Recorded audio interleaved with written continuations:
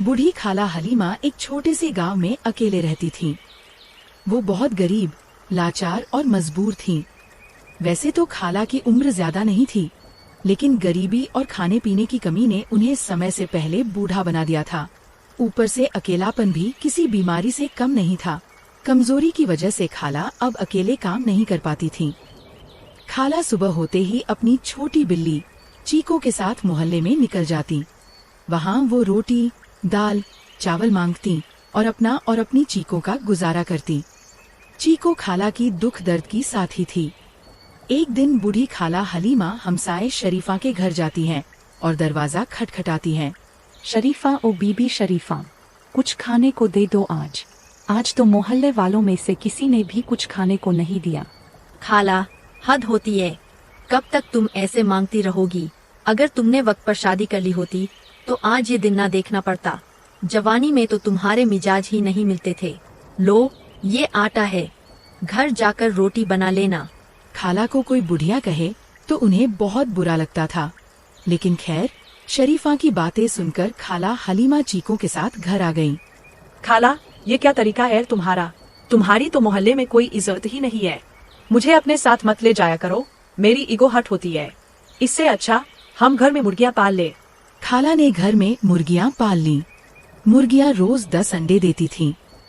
खाला उन अंडों को टोकरी में डालकर अपने घर के पेड़ पर टांग देती। अगले दिन जब खाला खाना मांगकर चीकों के साथ घर वापस आ रही थी, तो काफी देर हो चुकी थी और शाम होने वाली थी। वहाँ उन्हें एक बूढ़े चाचा दीनू मिले। हलीमा, तुम्हें क्या हो गया है? अपनी हालत तो देखो। वैसे तुम अब भी बहुत खूबसूरत हो। इतनी शाम को इस तरह मोहल्ले में अकेली मत घूमा करो। ठीक है दीनू साहब, मैं अपना ख्याल अब भी रख सकती हूँ। तुम्हारा शुक्रिया। हटो मेरे रास्ते से, हमें घर जाना है और मेरी चीको ने सुबह से कुछ नहीं खाया। चाचा दीनू मोहल्ले में काफी समय से रहते थे और खाला उनके मकान में ही रहती थी। दरअसल वो खाला के मकान मालिक थे।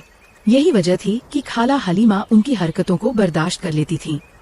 कुछ समय पहले जब दीनू चाचा की बेगम का इंतकाल हो गया तो उन्होंने खाला को शादी की पेशकश की, मगर खाला ने यह कहकर मना कर दिया कि दीनू चाचा, आपकी उम्र ज्यादा है। तब से दीनू को खाला पर गुस्सा था और वो अक्सर उन पर तंज कसते थे, क्योंकि खाला को अपनी जवानी पर पहले बहुत घमंड हुआ करता था। देखा खाला, आज फिर उस चाचा दीनू ने हमें कितना जलील किया। आखिर ये बुआ अपने आप को समझता क्या है? ये सब तुम्हारी वजह से है। और वैसे भी अब मैं तुम्हारे कपड़े धो धोकर थक गई हूँ। ऊपर से इस चाचा दीनू की बुरी नजर, मुझे बहुत बुरा लगता है।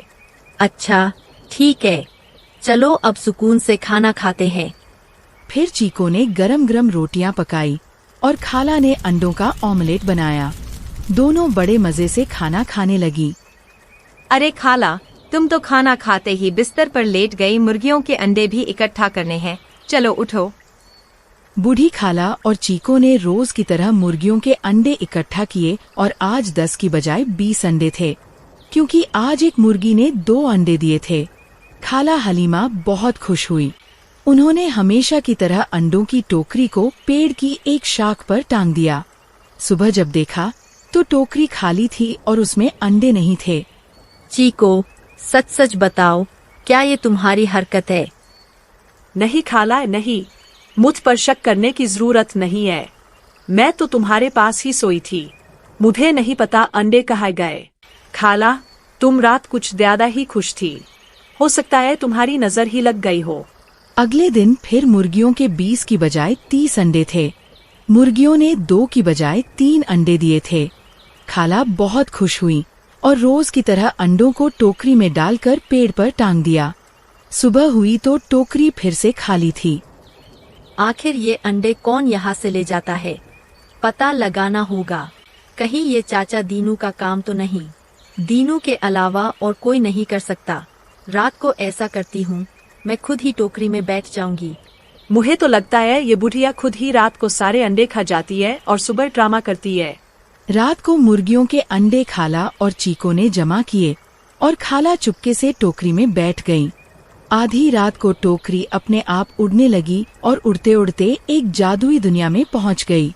वो दुनिया बेहद खूबसूरत थी। वहाँ रंग बिरंगी परियां थीं और एक चुड़ैल बैठी थी जो सारे अंडे खाए जा रही थी। वहीं एक परी आई और खाला हलीमा को टोकरी समेत उठाकर चुड़ैल के पास ले गई। चुड़ैल ने टोकरी में झांका तो वहाँ बूढ़ी खाला नजर आई। गुस्ताख बुढ़िया, तुम यहाँ क्यों आई हो? ये हमारी दुनिया है। दैन साहिबा, मेरा नाम खाला हलीमा है। मेरे घर से रोज अंडे चोरी हो रहे थे, तो आज सच पता लगाने के लिए मैं खुद टोकरी में बैठ गई। अगर मुझे पता होता कि टोकरी मुझे यहाँ ले आएगी तो मैं कभी नहीं आती। गुस्ताख, अब मेरे आज के खाने का क्या होगा? क्या मैं तुझे ही खा जाऊं? नहीं, नहीं रहम करे, मुझे जाने दे। मैं वादा करती हूँ कि अब यहाँ दोबारा नहीं आऊंगी और नहीं आपके बारे में किसी को बताऊंगी। मैं तुम्हें जाने देती हूँ, लेकिन मेरी एक शर्त है। तुम मेरी जगह किसी और इंसान को पेश करोगी। तुम्हारे पास सिर्फ 2 दिन का समय है। अगर 2 दिन तक कोई इंसान मेरे पास नहीं आया तो मेरे आदमी तुम्हारे घर से तुम्हें और तुम्हारी उस चीको को भी ले आएंगे। सुना है उसकी जुबान बहुत लंबी है। फिर क्या था, खाला हलीमा वापस टोकरी में बैठकर घर आ गईं। खाला ने चीकों को सारी बात बताई। इसी दौरान दरवाजे पर दस्तक हुई। चाचा दीनू आ गए।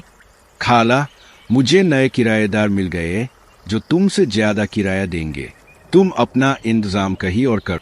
हलीमा, तुम आज भी पहले की तरह हसीन हो। और हाँ, मेरी पेशकश अब भी बाकी है। अगर तुम चाहो तो अब भी यहाँ रह सकती हो, किराएदार नहीं बल्कि मालकिन बनकर। चाचा दीनू चला गया। खाला हलीमा और चीको सोच में पड़ गए कि अब क्या करें। चीको बोली, खाला, ऐसा करो, इस दीनू को ही इस टोकरी में बैठाकर उस दैन के पास पहुंचा दो। हमारी सारी समस्याएं खत्म हो जाएंगी। शाम को जब दीनू जवाब मांगने आया तो खाला हलीमा ने कहा, ठीक है, मुझे मंजूर है दीनू, लेकिन मेरी एक शर्त है। कैसी शर्त? हलीमा, तुम आज रात इस अंडों वाली टोकरी में गुजारो। अगर तुम ऐसा करोगे तो मैं तुम्हारी पेशकश कबूल कर लूंगी। फिर क्या था, चाचा दीनू खाला हलीमा के ख्वाब अपनी आंखों में लिए उस टोकरी में बैठ गया और हमेशा के लिए उस दैन के पास पहुंच गया। अगली सुबह टोकरी में ढेर सारे कीमती जेवरात और हीरे थे जो उस दैन ने तोहफे के तौर पर भेजे थे। खाला हलीमा और चीको अब एक खुशहाल जिंदगी गुजारने लगे।